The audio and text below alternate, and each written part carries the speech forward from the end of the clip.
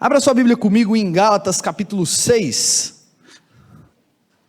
Carta aos Gálatas capítulo 6. Nossa reflexão será dos versos 6 ao verso 10. Nós temos conversado e trabalhado essa série na nossa igreja.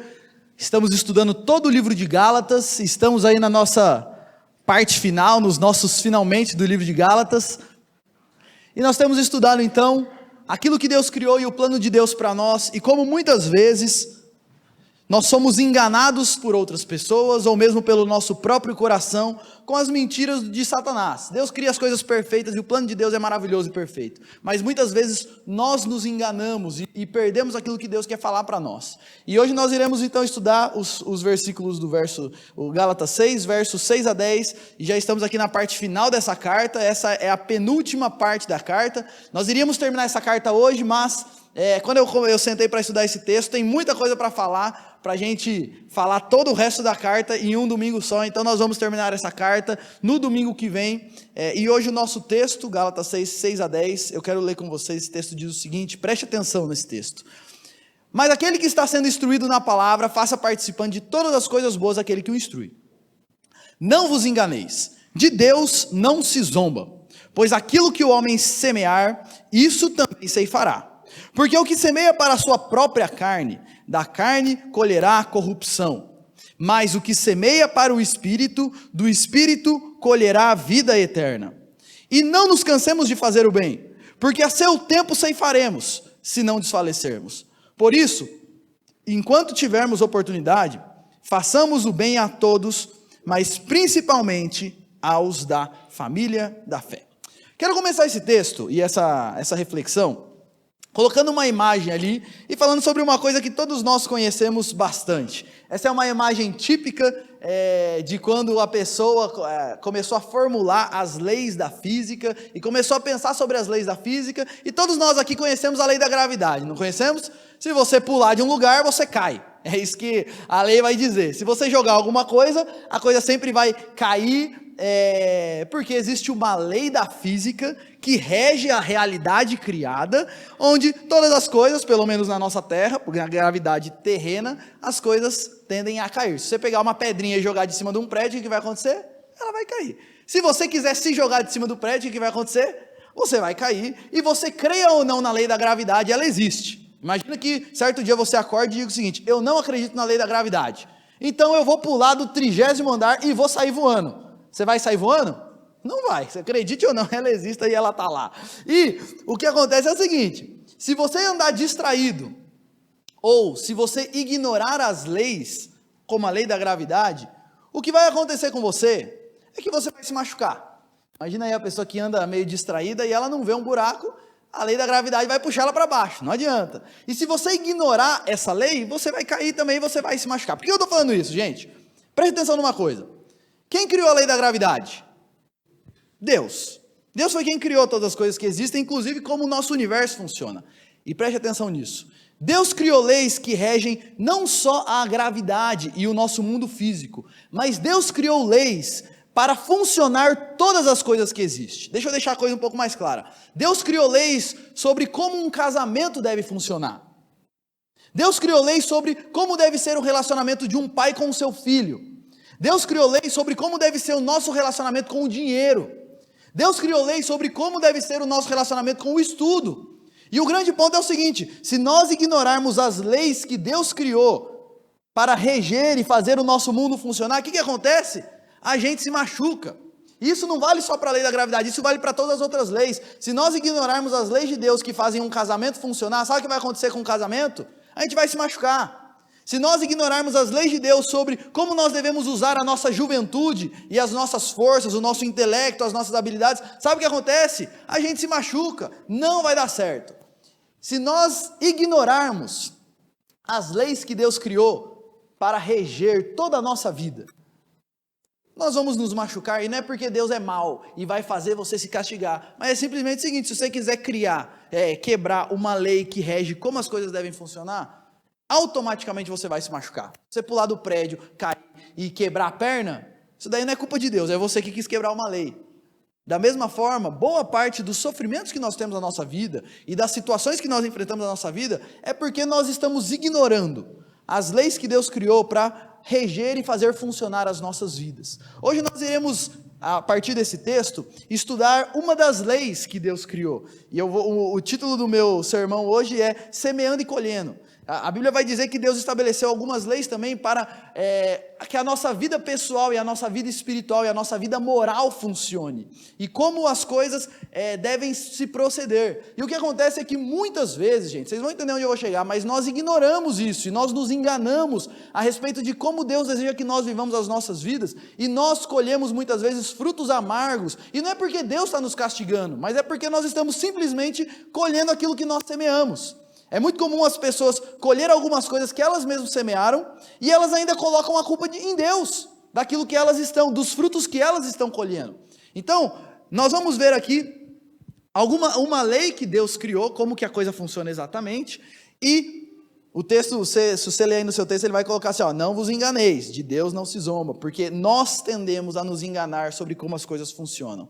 E aí, para a gente não se enganar, o texto vai começar dizendo o seguinte, no versículo 6. Para a gente não se enganar, versículo 6 ele vai dizer, aquele que está sendo instruído na palavra, faça participante de todas as coisas boas aquele que o instrui. Por que Paulo fala disso? Ele está falando de semear e colher, de repente ele fala sobre o relacionamento do mestre com o seu discípulo, daquele que instrui com aquele que está sendo instruído. Sabe por quê, gente? Porque todos nós temos a tendência de nos auto-enganarmos. E existem, o livro de Gálatas vai falar muito sobre os falsos mestres, os falsos profetas, e além dos falsos mestres que tem por aí, que você liga no YouTube lá na televisão e você vai ver um monte de falso mestre, além disso, nós temos a tendência de nos auto-enganarmos. Jeremias 17 vai dizer que o coração do homem é enganoso. Então nós temos a tendência de nos enganarmos e nos perdemos nos nossos próprios achismos. Então Paulo vai falar aqui sobre a importância de nós sempre estarmos nos submetendo a mestres que se submetem a outros mestres. Aqui a ideia é o seguinte, para a gente evitar o auto-engano, é muito importante nós sempre estarmos sendo instruídos por outras pessoas, e essas outras pessoas estão sendo instruídas por outras pessoas, e todos nós não confiamos em nós mesmos e nem no pensamento de uma pessoa, mas todos nós estamos estudando a Bíblia, e um ensinando o outro, um ajudando o outro, um se submetendo ao outro. Uma das coisas muito importantes para a nossa caminhada, para a gente não se enganar, é nós estarmos constantemente nos submetendo a pessoas que ensinam a palavra. Porque essa é uma maneira de nós revisarmos todos os nossos conceitos. Nós precisamos, e aqui ele vai falar assim, ó, aquele que está sendo instruído na palavra, você percebe que ele coloca como se fosse um processo contínuo, não é assim, você é instruído e pronto.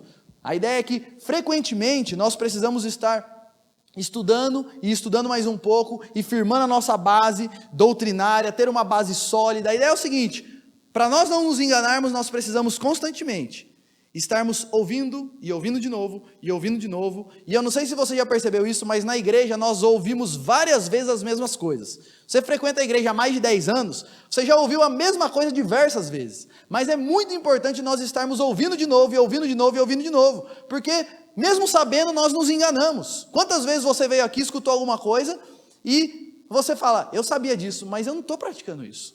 Isso daí não é novidade para mim, mas eu preciso ser desafiado novamente nessa área da minha vida.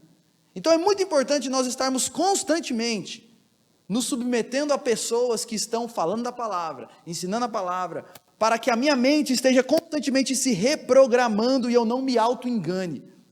E ele vai falar bastante sobre essa questão, olha, e se você está sendo instruído, faça participante de todas as coisas boas aquele que o instrui. Aqui ele está dizendo o seguinte, aquele que está ensinando, o mestre e o discípulo, a relação deles é de parceria.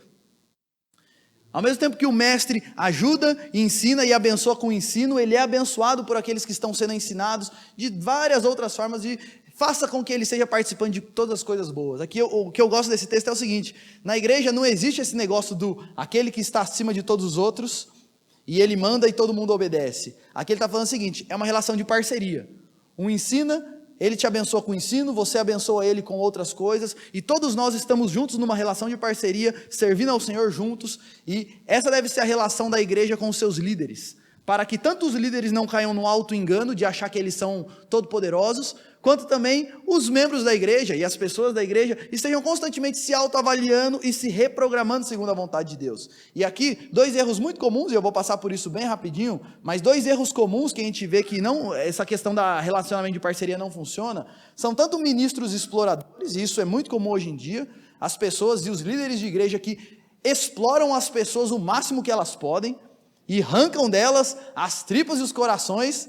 Quantas vezes a gente vê aí pessoa que não tem nada e o líder da igreja está lá e está explorando a miséria da pessoa. Então isso é muito comum nos nossos dias, não tem essa relação de parceria, quanto também é muito comum você ter as pessoas que frequentam a igreja, mas tem um relacionamento de exploração com a igreja. É assim, eu sou só um consumista evangélico, eu vou lá na igreja, porque a igreja tem várias coisas legais para mim e para minha família, então eu vou lá, absorvo tudo que eu puder absorver e vou embora. E o máximo que eu faço é, eu dou uma ofertinha lá, porque aí eu estou pagando e eu ainda tenho o direito de exigir. Não é assim que funciona, é uma relação de parceria. Paulo está dizendo aqui, aquele que instrui, que está sendo instruído, faça participante de todas as coisas boas daquele que o instrui. Todos juntos, servindo ao Senhor juntos. E aí Paulo vai continuar dizendo o seguinte, e aí ele vai falar agora, ele vai entrar sobre a questão da semeadura e da colheita. Ele vai dizer o seguinte, e não vos enganeis, de Deus não se zomba, pois aquilo que o homem semear, isso também ceifará. Não sei se tem alguém aqui que já trabalhou em plantação, ou já morou em sítio e sabe como funciona, mas na agricultura, e Paulo está usando a agricultura aqui para nos ensinar algumas realidades espirituais, a semeadura e a colheita é uma lei que assim, não tem como você quebrá-la. A ideia é o seguinte, algumas coisas que a gente aprende com isso daqui.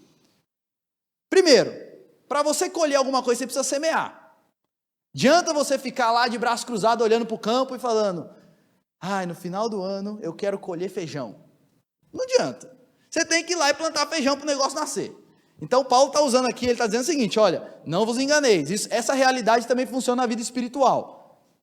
Quem não planta não colhe.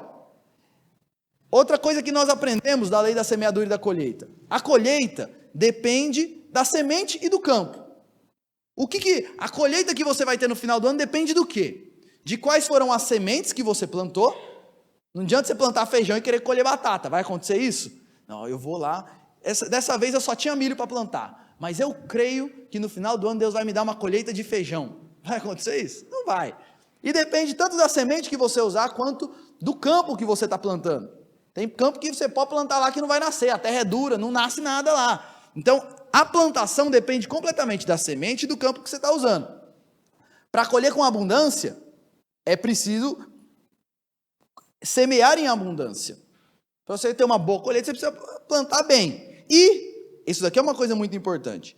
Independente do que você plantar, vai haver uma colheita. Se você plantar coisa boa ou coisa ruim, vai nascer e o campo vai produzir aquilo que você plantar, independente do que, se você quiser ou não, é isso que vai acontecer. E Paulo está dizendo o seguinte, essa mesma lei se aplica à nossa vida espiritual e à nossa vida moral. O que ele está dizendo aqui é o seguinte, essa mesma lei de, olha, depende do que você planta, depende se você está plantando, essa mesma lei se aplica à nossa realidade e à nossa vida no que diz respeito à nossa espiritualidade e à nossa vida moral. E é interessante porque ele fala assim, olha, ele começa esse texto falando o seguinte, não vos enganeis, de Deus não se zomba. Sabe por que Paulo fala isso? Porque frequentemente, gente, nós nos enganamos a respeito disso. Nós plantamos batata achando que a gente vai colher tomate. Vou dar um exemplo para ficar mais claro. Meu casamento está ruim, a relação com a minha esposa está complicada. E aí eu começo, Deus, por quê? Por que Deus? Por que as coisas estão acontecendo assim? Mas quando eu paro para olhar o que eu fiz até ali, como que foi a minha vida e o meu casamento até ali, a vida inteira, eu nunca semeei companheirismo, pelo contrário, o meu relacionamento com a minha esposa, eu sempre semeei ganância, separação, cada um no seu canto. E nós nos enganamos, porque a gente acha o seguinte, eu vou viver a minha vida de qualquer jeito, eu vou fazer as coisas de qualquer jeito, e no final vai dar tudo certo. E no final não tem problema nenhum. Paulo está dizendo o seguinte, não enganem-se, não queiram zombar de Deus. O que a gente planta, a gente colhe.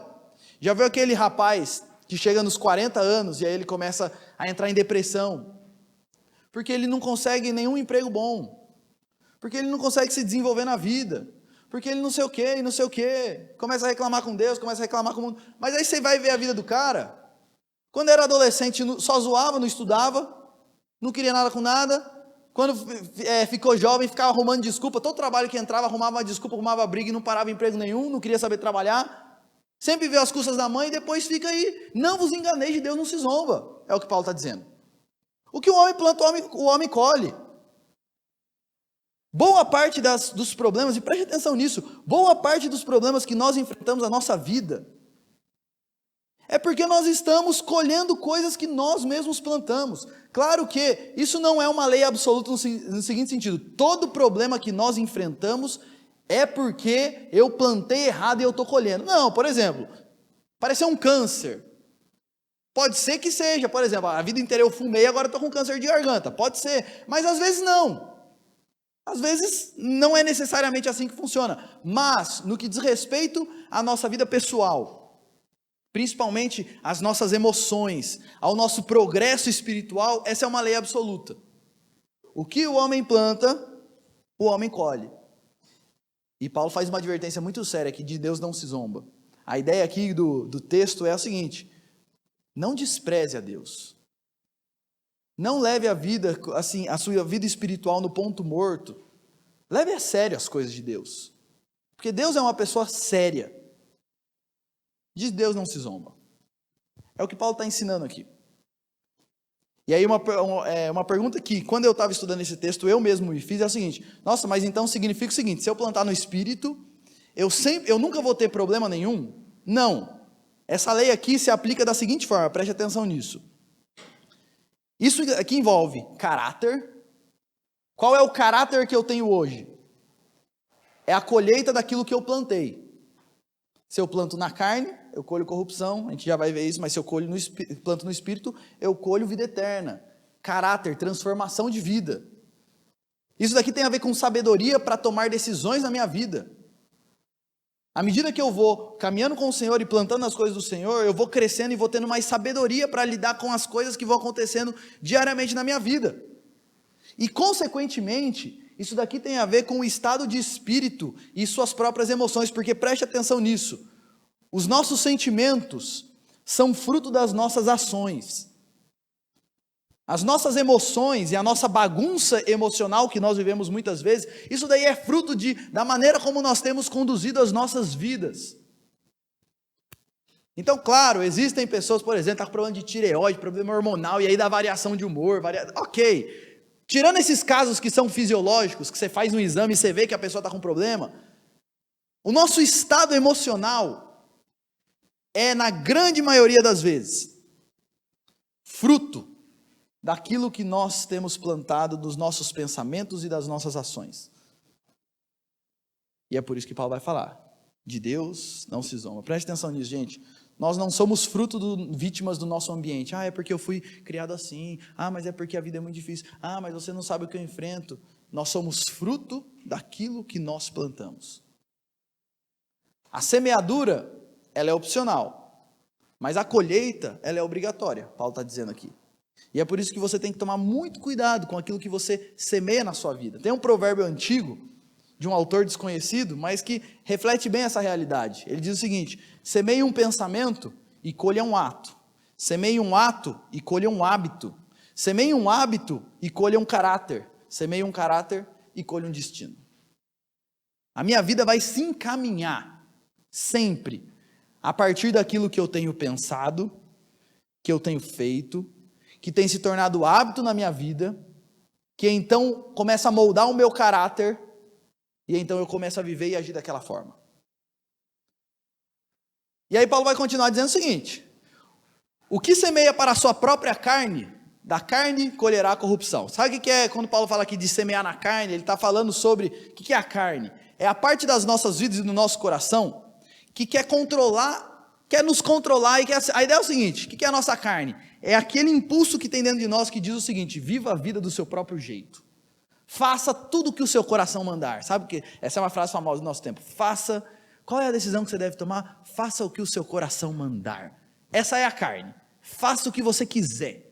Está com vontade de xingar, xinga. Está com vontade de ficar na cama, fique. Não quer estudar, não estude. Faça o que você quiser fazer. Essa é a nossa carne. Alguém te xingou, xingue de volta. Alguém te ofendeu, guarde a amargura. Aconteceu alguma coisa? Olha, fique murmurando, fique reclamando, fique ansioso com a situação. Essa é a nossa carne. E Paulo vai dizer o seguinte, e aí presta atenção numa coisa sobre a nossa carne, uma das características da nossa carne.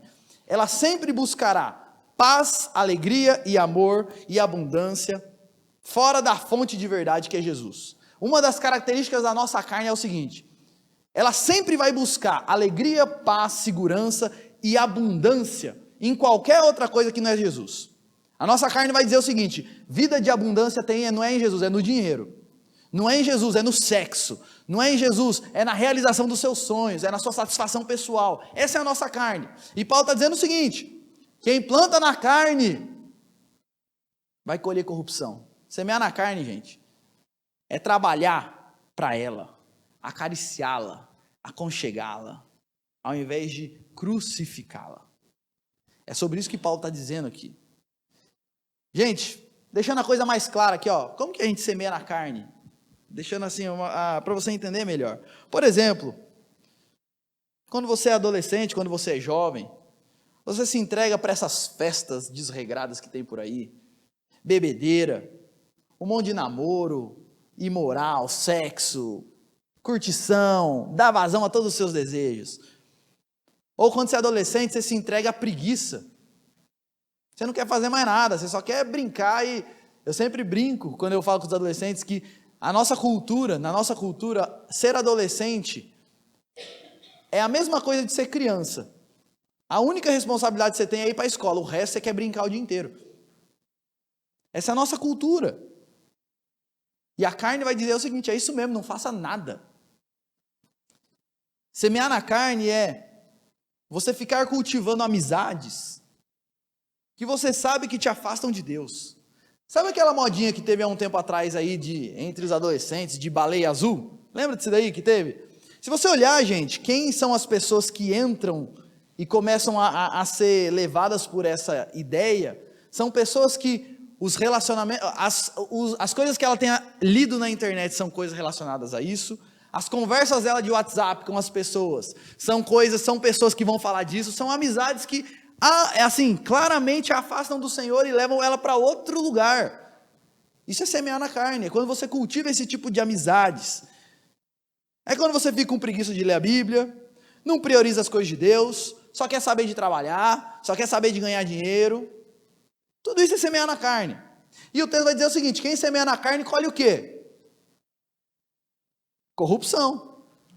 E aqui está um engano, porque a maioria das pessoas pensa: eu semeio na carne, mas eu vou colher vida eterna. Eu semeio na carne, mas minha vida vai ser tudo bem.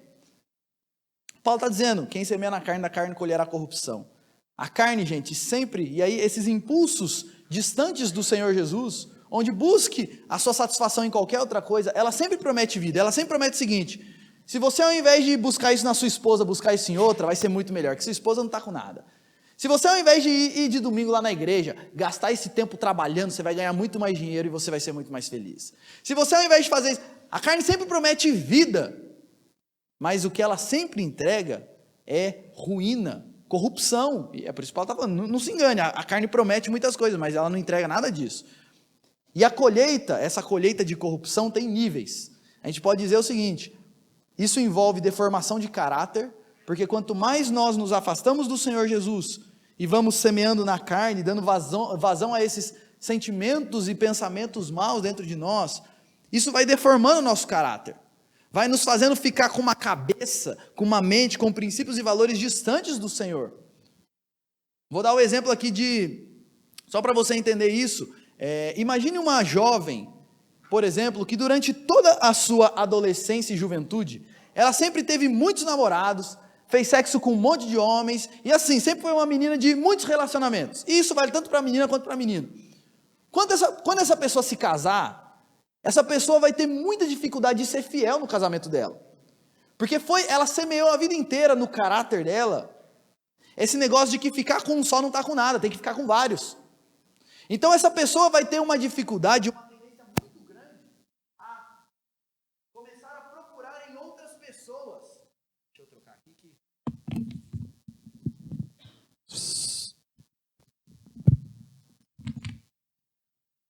Som. De começar a procurar em outras...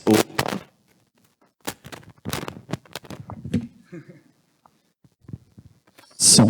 Aí, vamos tentar com esse daqui.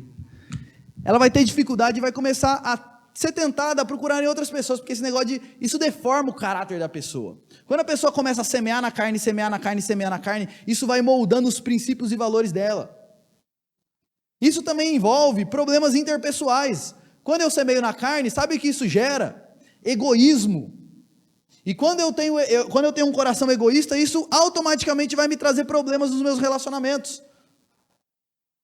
É marido com esposa, é pai com filho, é amigo com amigo, eu vou ser egoísta. Isso vai gerar em mim problemas emocionais, culpa, tristeza, desânimo, tédio, ansiedade, obsessão. Muitos dos que estão deprimidos hoje, estão deprimidos porque estão colhendo alguns frutos daquilo que eles mesmos semearam.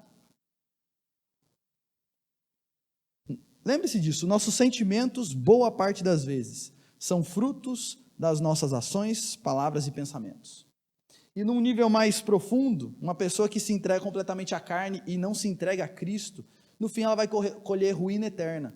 Uma vida longe, eternamente, distante do Senhor. Preste atenção numa coisa também, gente, que a gente aprende. Sempre haverá uma colheita. Quem planta na carne sempre vai colher. Não se engane, é o que Paulo está dizendo. Nossos pecados sempre produzirão seus frutos amargos. Às vezes demora. Às vezes é assim, eu vivo 5 anos, 10 anos, 15 anos semeando. E a semeadura, a plantação e a colheita vem 15 anos depois. Mas não se engane. Sempre vai ter. O que você planta e o que você semeia é opcional, mas a colheita sempre vai ter, não tem como você escapar dela. Se você planta no seu coração amargura por anos e anos e anos, é isso que você vai colher no final.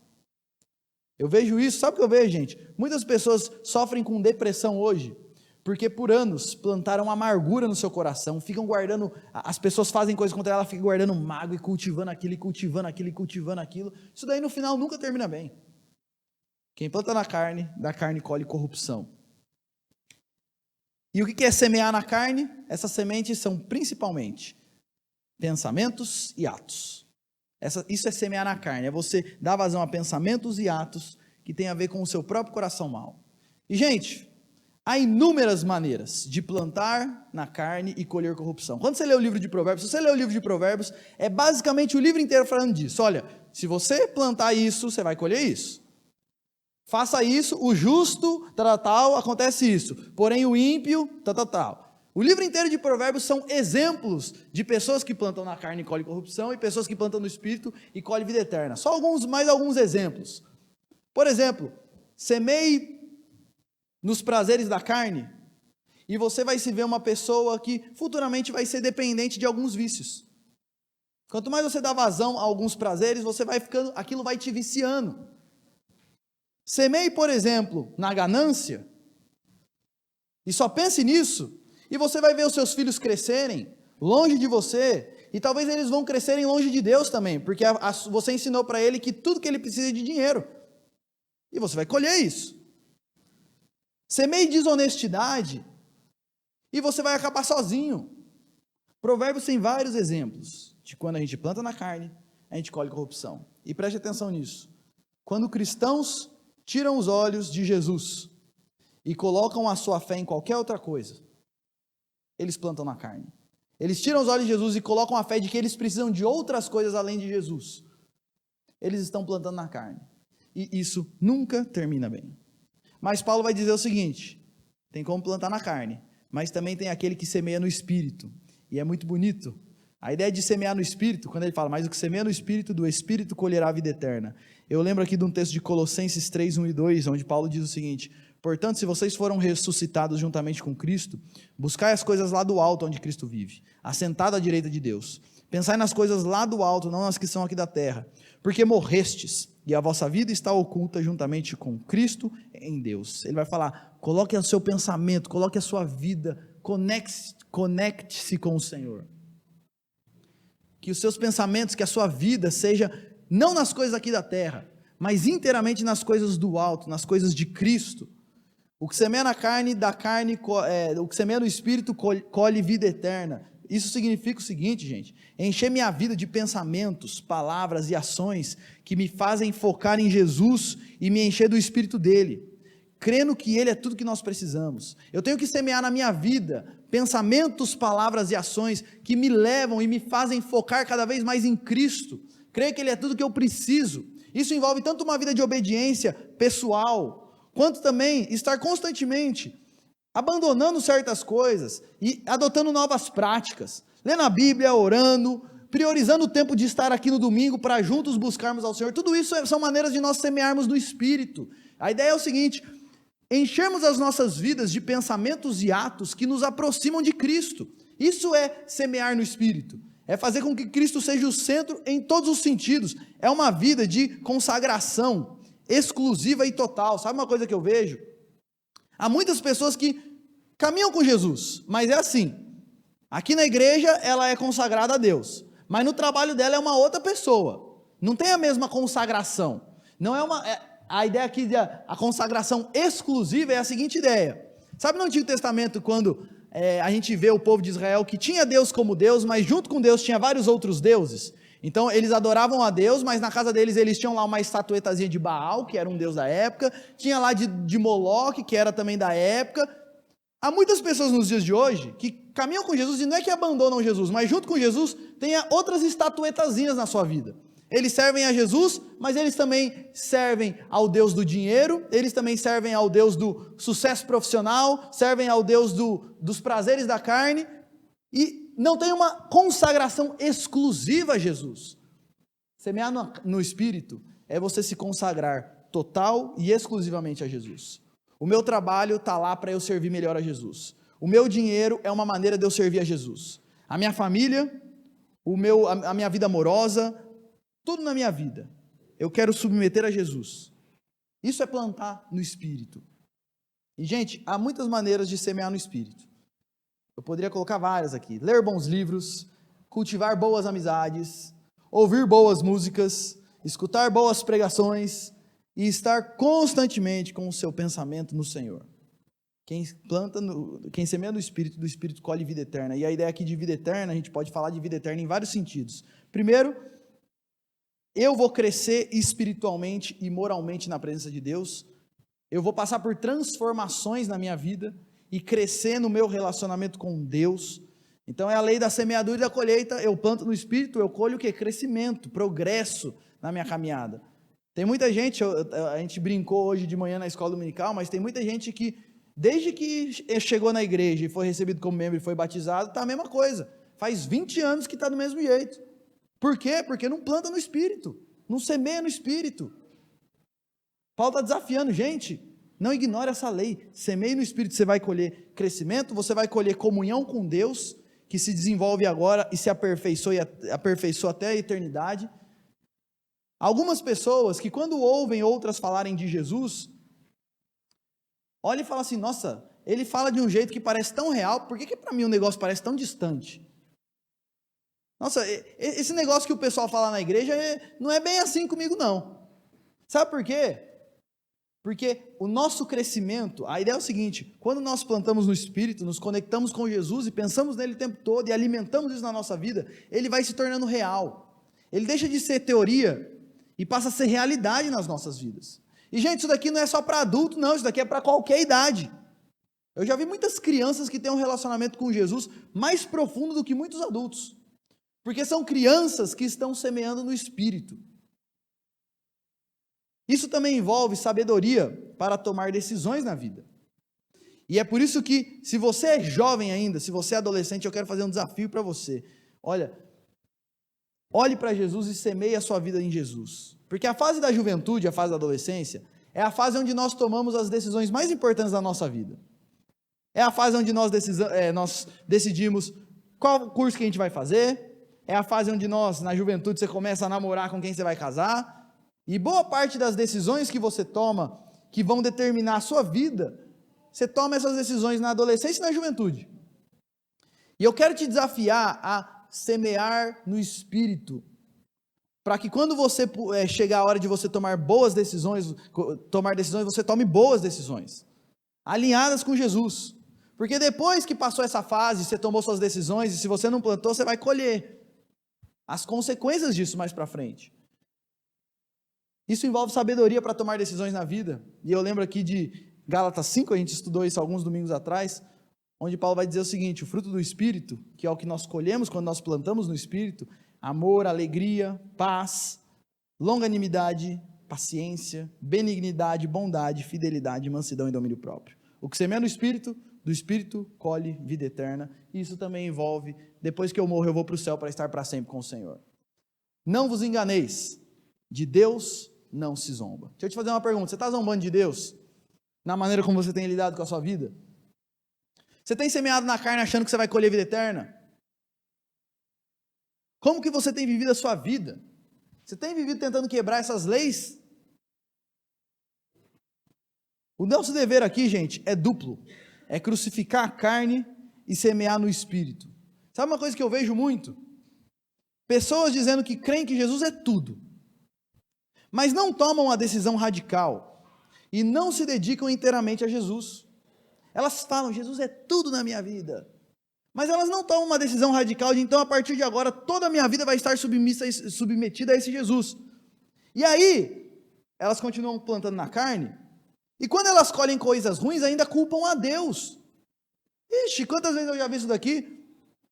Por que Deus permitiu com que meu casamento chegasse nesse ponto?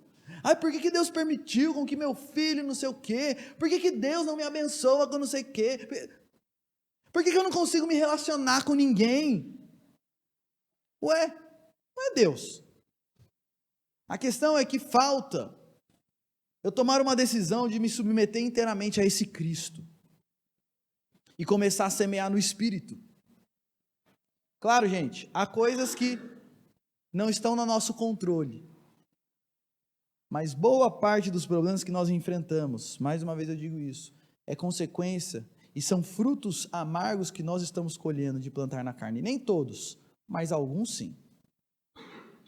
E Paulo vai terminar esse texto falando sobre você semear não só na sua vida pessoal, porque isso daqui tem a ver com a minha vida pessoal, mas semear também com relação aos outros. E ele vai terminar esse texto dizendo o seguinte: e não se canse de fazer o bem. Semeie não só com relação à sua vida, mas não se canse de fazer o bem, porque ao seu tempo ceifaremos se não desfalecermos. Por isso, enquanto tivermos oportunidade, façamos o bem a todos, mas principalmente aos da família da fé. Paulo está ensinando aqui o seguinte: ser crente é mais do que frequentar a igreja, é amar as pessoas em palavras e ações incansavelmente. Não se canse de fazer o bem. Seja bondoso onde você estiver e faça o bem. E ele vai falar aqui, a todas as pessoas. Quem tiver à sua volta, faça o bem, plante, semeie o bem onde você estiver. E é legal porque ele fala assim, e não nos cansemos de fazer o bem. Sabe por quê? Fazer o bem cansa, não cansa? Principalmente quando você está fazendo o bem para uma pessoa que é meio mal agradecida, uma pessoa que é meio cabeça dura, é meio complicado. Fazer o bem cansa. E Paulo está dizendo o seguinte: não se canse de fazer o bem, porque é igual uma colheita. O cara planta, ele tem que ficar regando, mas ele só vê. Pensa assim, eu não sei se alguém aqui já participou já trabalhou com plantação, mas você ara a terra, isso dá trabalho. Você vai lá, planta as sementinhas, aí você começa a regar, até sair um pedacinho de planta para fora da terra, vai um tempo. Você olha e fala, rapaz, eu estou aqui semeando, estou aqui regando, estou aqui fazendo, e parece que não vai dar nada esse negócio. Demora.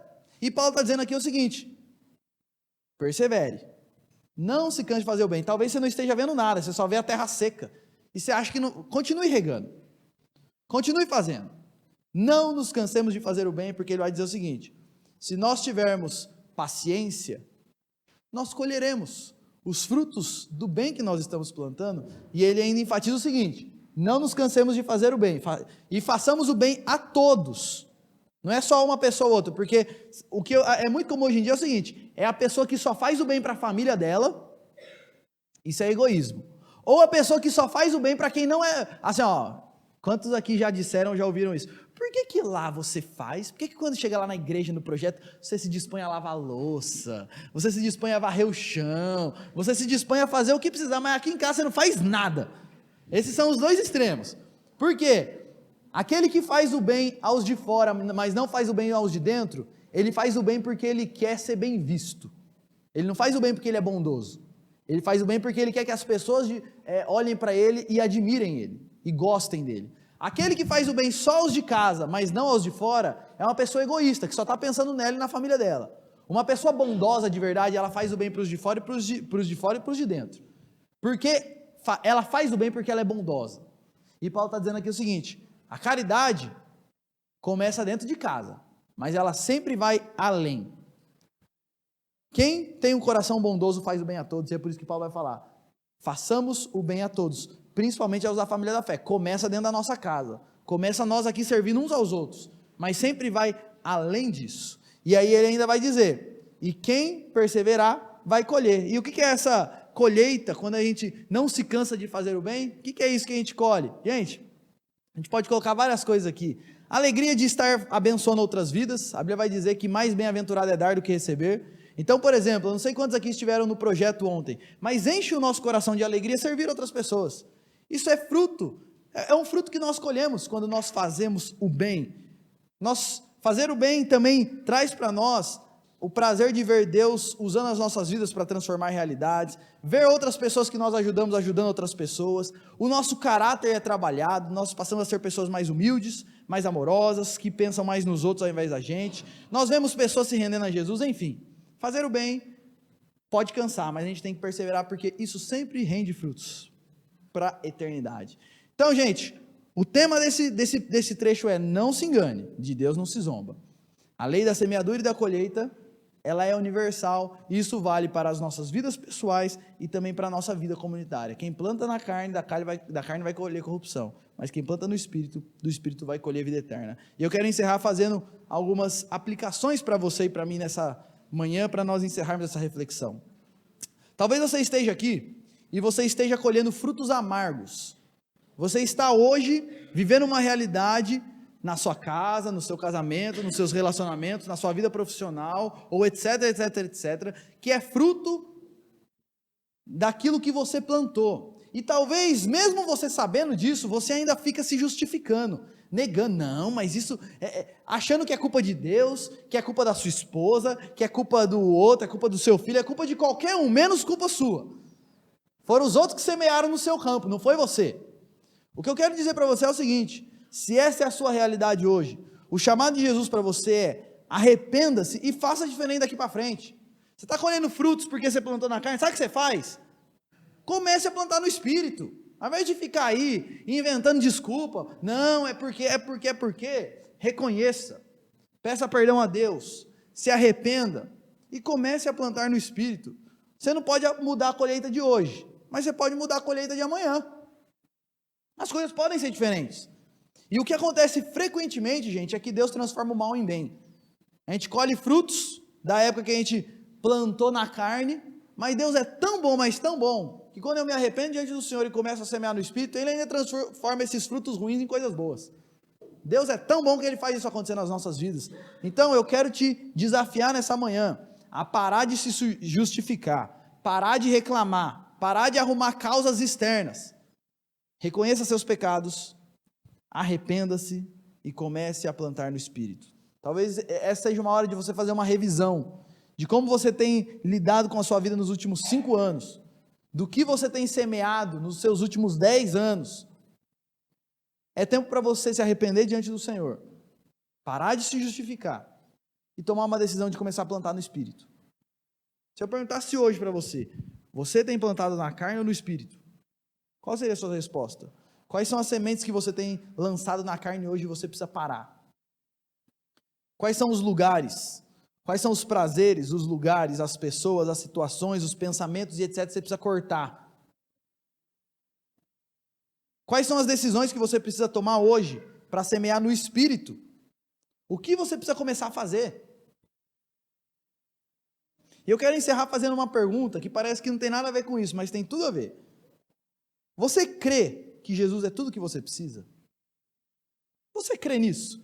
Que Jesus é Deus Todo-Poderoso, que entrou na história para trazer salvação, e Ele é tudo o que nós precisamos? Se você crê nisso, sabe qual é o chamado dele para você? Então pare de semear em outros lugares e comece a semear no Espírito. Então pare de colocar os seus olhos em outros lugares e direcione toda a sua vida e todo o seu olhar a Jesus. Hoje Ele te chama para direcionar toda a sua vida para Ele e se encher da presença dEle. Isso é plantar no Espírito, isso é semear no Espírito. E quem semeia no Espírito, do Espírito colhe vida eterna. Esse texto é muito desafiador, porque ele envolve todas as áreas da nossa vida. ele envolve cada aspecto da nossa realidade. E o Senhor te chama hoje, tenha você a idade que for, para parar de plantar na carne e semear na carne, e começar a semear no Espírito, direcionando a sua vida para Jesus e crendo que Ele é tudo que você precisa. Aí você vai ver esse Deus poderoso que nós falamos aqui, e nós pregamos aqui, se tornar uma realidade na sua vida. Ele vai parar de ser só o Deus que você vem aqui de domingo ouvir, e vai passar a ser o Jesus que te acompanha de segunda a segunda, e está trabalhando na sua vida profundamente a cada dia. Que Deus nos abençoe, e que nós possamos plantar no Espírito e somente no Espírito. Vamos orar mais uma vez? Senhor, nós colocamos nossos corações e nossas vidas agora diante do Senhor. Quero colocar aqui diante do Senhor as pessoas que estão aqui nessa manhã, e Deus tem semeado muito mais na carne do que no Espírito, tem buscado muito mais os prazeres da carne, e as ideias da carne, e os princípios da carne, e tem se afastado, tirado os olhos de Jesus. E a minha oração, Deus, é que o Senhor esteja trabalhando na vida dessas pessoas, despertando elas, revelando a si mesmo para elas, e mostrando, Deus, quais são as mudanças que precisam ser efetuadas. E eu quero te pedir, Deus, que o Senhor trabalhe nas nossas vidas para que nós estejamos semeando no Espírito a cada dia, buscando ao Senhor a cada dia, enchendo as nossas vidas da presença do Senhor, para que nós colhamos, Deus, vida eterna, um relacionamento mais profundo contigo. Nos ajude a amar ao Senhor mais do que todas as coisas, a desejar ao Senhor mais do que todas as coisas, e a desejar uma vida profunda com o Senhor mais do que todas as coisas, porque quando nós desejarmos isso, nós vamos parar de plantar na carne e começar a semear no Espírito. Então nos ajude, Deus, a amar ao Senhor, a ponto de direcionar toda a nossa vida a Cristo, e assim vivermos uma vida constantemente nos enchendo das coisas do Senhor, da presença do Senhor, dos pensamentos do Senhor e da palavra do Senhor. Então trabalhe e opere isso nas nossas vidas nessa manhã. É o que nós oramos, é o que nós pedimos no nome do Senhor Jesus. Amém e amém.